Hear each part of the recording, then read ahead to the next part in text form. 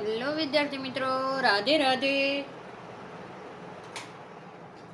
તો આજે આપણે જોવાના છીએ કે 11,000 વિદ્યા સહાયકની ભરતીમાં વિલંબ કઈ રીતે શું કામ આવી રહ્યો છે. બરાબર, કેટલા 2 મહિના ઉપર ત્યાં ફોર્મ ભરાઈ ગયા છે અને હજી લગીન પ્રોવિઝનલ મેરિટ લિસ્ટ આવ્યું નથી. તો તેના જવાબદાર કારણો જ છે. બરાબર, તેની આજે વિગતે આપણે જોવાના છીએ.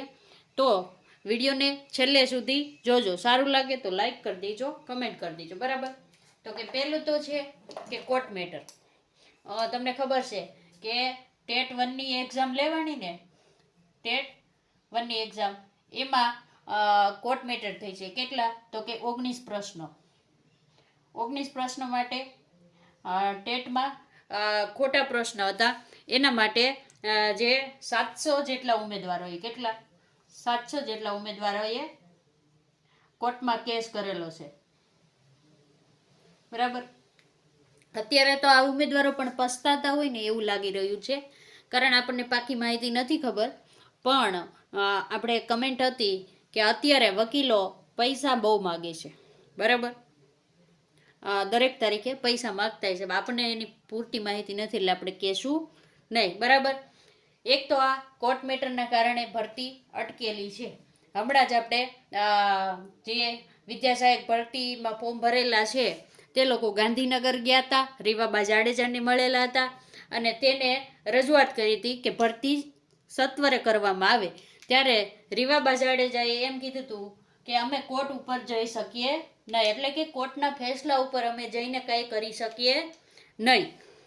બરાબર, એટલે શું થયું તો કે કોર્ટ મેટર ઉપર હવે ડિપેન્ડ છે. બરાબર, કોર્ટનો નિર્ણય એ છે, કોર્ટનો નિર્ણય બરાબર એ માન્ય રહેશે. એટલે આમાં હવે શું થશે ખબર છે? તો કે કોર્ટે છે ને ક્યારેય તમને ભરતીની ના જ નથી પાડી. જુઓ, કોર્ટે ક્યારેય કીધું? અત્યાર લગીના હિયરિંગમાં તમે જુઓ, ક્યારેય જજ સાહેબે એવું કીધું કે ભરતી નહીં થાય એવું કીધું? ભરતી નહીં થાય એવું કીધું? નહીં. અને તમે વિચારો, આ કોર્ટ કેસ થયો ને તોય ભરતી તો આવી જ. આ ફોર્મ કાંઈ એમને થોડા ભરાણ હતા? જાહેરાત આવી ને, 11,000 શિક્ષકોની જાહેરાત પણ આવી અને તમારા ફોર્મ પણ ભરાણા.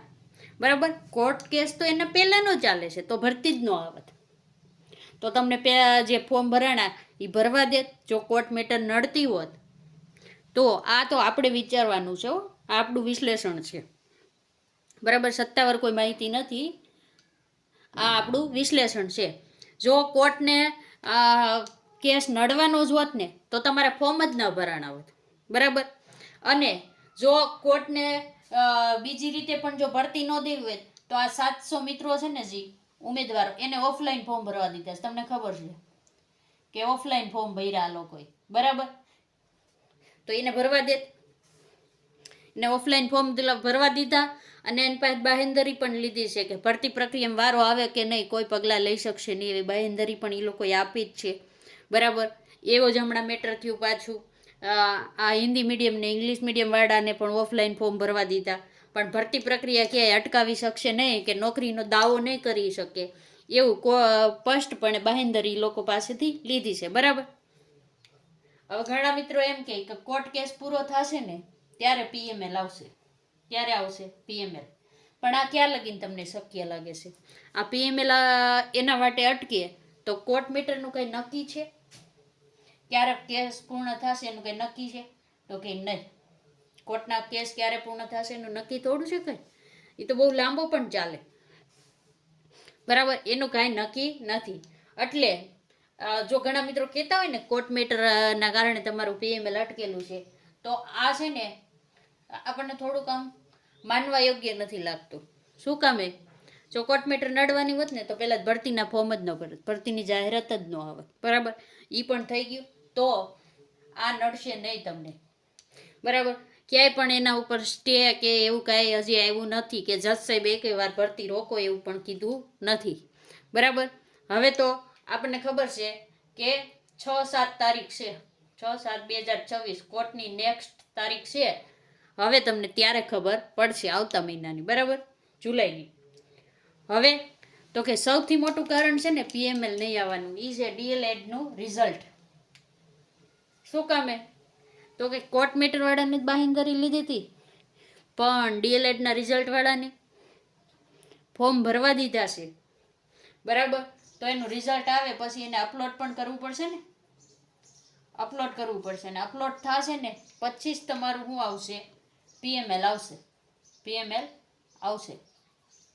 કારણ હવે તમે પીટીસી સેકન્ડ યરના માર્ક જ ન ખબર હોય તો તમારું મેરિટ કઈ રીતે બનાવવું? તકલીફ પડે ને. એટલે મેઇન કારણ કયું છે પીએમએલ નહીં આવવાનું? આ એક તો ડીએલએડનું રિઝલ્ટ, બરાબર, પણ એનું પણ સોલ્યુશન આવી ગયું છે આપણી પાસે. શું કામે?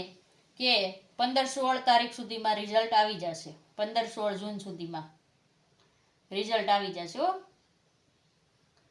જો કાંઈ વિઘ્ન ન આવે તો આવતા વીકમાં રિઝલ્ટ આવી જશે. પછી તમને અપલોડ કરવાનો ટાઈમ આપશે.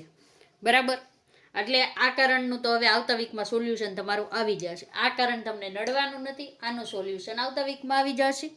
બરાબર, તો મેઇન પ્રશ્ન ક્યાં આવીને ઊભો રહ્યો કે પીએલએમ શું કામ નથી આવતું? તો કે શિક્ષકોના બદલી કેમ? તમને ખબર છે કે પહેલા શિક્ષકોના બદલી કેમ છે ને 11 જૂને પૂરા થવાના હતા કેટલાય, પણ આ તારીખ લંબાવીને કેટલી કરી દેવામાં આવી? 18 જૂન.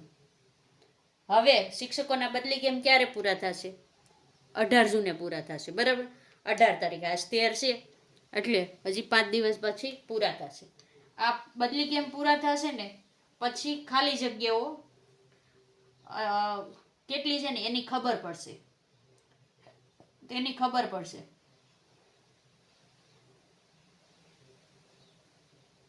અને ખાલી જગ્યાઓની ખબર પડશે ને પછી શું થશે કે રોસ્ટર બનાવવાના શરૂ થશે. જિલ્લા વાઇઝ કે આ કેટલી જગ્યા છે ને એ પ્રમાણે રોસ્ટર બનશે.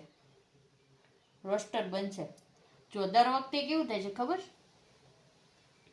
રોસ્ટર બનાવતા કમસે કમ 25 થી 30 દિવસનો સમય જાય છે. બરાબર, પણ જો આ વખતે થોડી જલ્દી કરે ને તો રોસ્ટર 15 દિવસમાં પણ બની જશે. બરાબર, અને હજી અહીંયા બદલી કેમ પૂરા થશે ને તેમ છતાં ઘણા શિક્ષકોને છૂટા કરવામાં નહીં આવે તો પણ પ્રોપર જગ્યા કેટલી ખાલી છે ને શિક્ષકોની કયા જિલ્લામાં એ પણ નથી ખબર પડતી. એટલા માટે પણ તમારો પીએમએલ બનાવવામાં વિલંબ આવે. જો જગ્યા જ નથી ખબર તો પીએલએમ કઈ રીતે બને? બરાબર, એટલે મેઇન કારણ હજી આ એક રહેશે. આનું સોલ્યુશન થઈ જશે, આનું સોલ્યુશન પણ થઈ જશે. હજી રોસ્ટર મુજબ જગ્યા આવશે ને પછી તમારું પીએમએલ આવવાની, રોસ્ટર મુજબ જગ્યા આવી ને તો જુલાઈમાં તમારું પીએમએલ આવી જ જશે. જુલાઈમાં આવી જશે. બરાબર, અને આ રોસ્ટર બનાવવાનું શરૂ થશે કે નહીં ક્યારે તમને ખબર પડશે? તો કે જેવા 18 તારીખે બદલી કેમ પૂરા થશે ને એટલે પરિપત્ર જો સરકાર કરે તો, જો આપણે અત્યારે કાંઈ કહેતા નથી તો પરિપત્ર થઈ જાય કે ખાલી જગ્યાઓનું લિસ્ટ ને એવું મગાવે તો 20-21 થી આ પ્રક્રિયા ચાલુ થઈ શકે. જો અંદાજિત છે, કોઈ ઓફિશિયલી માહિતી નથી. બરાબર, થઈ શકે. અને તો જો આ પ્રક્રિયા બે સાથે કરવી હોય તો થઈ શકે. પહેલાં તો આ ડીએલએડનું રિઝલ્ટ આવે એટલે સીધું અપલોડ કરવાનો તમને 7 થી 8 દિવસનો ટાઈમ આપી શકે છે. બરાબર, અને જો આ બધી પ્રક્રિયા થઈ અને જો તમારું પીએમએલ આવ્યું ને તો કોર્ટની જે આ તારીખ છે ને 7મા મહિનાની 6 તારીખ એમાં વિદ્યાર્થીઓ શું કરશે? અપીલ કરશે કે પીએમએલ આવી ગયું છે. બરાબર, જે 700 ઉમેદવારોએ કોર્ટ કેસ કર્યો છે ને એ અપીલ કરશે કે પીએમએલ આવી ગયું છે ને હવે જલ્દી કોર્ટનો ચુકાદો આપો એટલે અમે ફોર્મ ભરી શકીએ. એટલે કેસ છે ને ઓન બોર્ડ આવી જાય. બરાબર, ઓન બોર્ડ આવી જશે એટલે જલ્દી ચુકાદા ઉપર આવી જશે. એટલે જો પીએમએલ આવશે ને તો આ પણ જલ્દી પ્રક્રિયા થશે. જો સંભવિત છે આ બધું.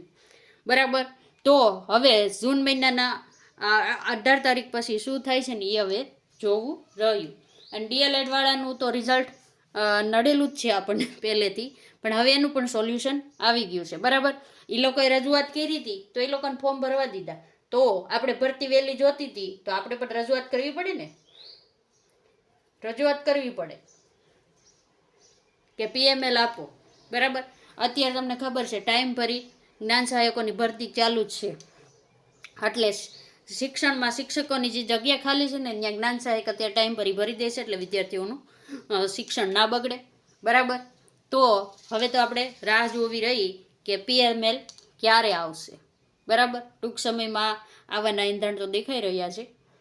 બરાબર. કારણ શૈક્ષણિક સંઘ છે ને એની પણ તમે રજૂઆત જોવો કે જલ્દી શિક્ષકોની ભરતી કરો, રજૂઆત છે. અને તમે જો ન્યૂઝ જોતા હોય ને તો 18 તારીખે હજી તમારે શિક્ષકોની ટેટ લેવાની છે ને 18/6/2026 જે શિક્ષકોને ફરજિયાત ટેટ લેવાની છે એના માટેના આવેદન આપવાના છે. બધા જિલ્લા લેવલે બધા શિક્ષકો આવેદન આપશે.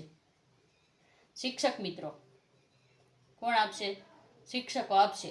ને જો એનું કોઈ નિરાકરણ નહીં આવે તો પછી આંદોલન કરવાનું ને એવું બધું વિચારી રહ્યા છે, પણ એમાં આપણે જતા નથી. આ તો તમને ખાલી ન્યૂઝ આપી દીધા. બરાબર. તો વિડીયો સારો લાગ્યો તો લાઈક કરજો, ચેનલને સબસ્ક્રાઈબ કરજો. વિડીયોને પૂર્ણ કરી છે. રાધે રાધે.